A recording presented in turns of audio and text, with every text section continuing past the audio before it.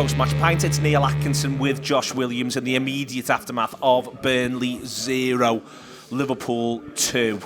I was expecting a comfortable victory, and there's loads of routes to a comfortable victory.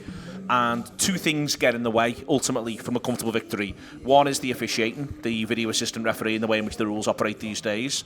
The other one is Liverpool themselves. They ought to stride away with that game. They get themselves, Josh, into a number of fantastic positions around the opposition penalty area. And we'll talk them up in a minute. We will talk them up in a minute. I promise you we'll talk them up in a minute, because they do so well to do that over and over again. They've just got to be a bit crisper at times and just be a bit smarter. Yeah, I think there was a point in the game when I said to you, didn't I, that it felt like the game was going a certain way, and I've seen that game play out a million times, and I felt like I knew what the ending looked like, and it usually results in us coming away thinking, how on earth have we not won that, and the crowd maybe getting up, Burnley sneaking a goal or something like that. But thankfully it didn't play out that way, and as you say, I think Liverpool could have run out like 4-0 winners in this game if it was like there's a few inches in that, I think, in terms of offside calls and things like that. But I think generally it was a good performance. I think we were mostly in control. It's just something about us lately in terms of that kind of clinical edge, really. I think lately we've seen it in one game, but other than that, just finishing the chances, putting the game to bed, which could have happened early in the first 20 minutes, but it just didn't.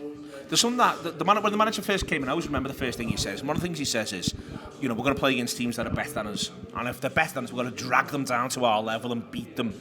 There's something that I think Liverpool do at times under this manager, and I literally mean this. I include the best Liverpool side in this. I even include the one that won 27 out of 28. There's some games I watch them, and I feel like they're not dragged down to the opposition's level. They just sort of pull themselves down there a little bit as the game wears on. First half, if they'd have been crisp and crisper, they'd have been 3-0 up on 30. That, to me, is the grand frustration of this one today, is that we really, on 85, all of our hearts are racing, and we should really have been sat back chatting to each other about what we've done with the leftovers for Christmas.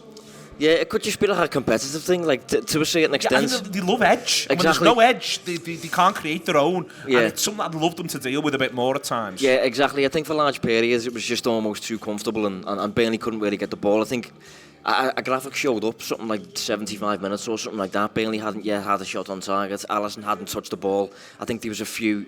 hadn't made a save, sorry. And I think there was a few moments where you could tell Alisson was cold, because in terms of the passes that he was making, he was just giving the ball away, stupid little things. And even the likes of Kwanzaa, I think later in the game he got a little bit sloppy on the ball. But again, I think it stems from just almost a lack of activity and a lack of... you are on the ball cold, you're not particularly in the game in terms of your head, and it can just, as you say, you descend and a little bit, and you go down to the opposition level a little bit, and the game starts drifting and you end up conceding. But thankfully it didn't really go that way. I want to talk them up briefly, in that there's a thing that I think the same thing happens with Arsenal with the Trent Alexander one that hits the bar. Sometimes as a footy team, the worst happens, and then it isn't the worst, and it's simultaneously like a release. You can relax a teeny bit, but also you can just say, we're not letting that happen again. For me, the Elliott goal being disallowed, Liverpool are convinced they've scored. There's barely a Burnley player with the hand up saying, we'll have that one please. And yet it doesn't count. And I think thankfully it's not a turning point in the game 100%, but it's a mini little turning point in the game where Burnley suddenly have 10 or 12 minutes where they feel like, well, we're unleashed a little bit now, and Liverpool are a bit like, hang on, we should be 2-0 up. Yeah. And I think it's I think it's hard.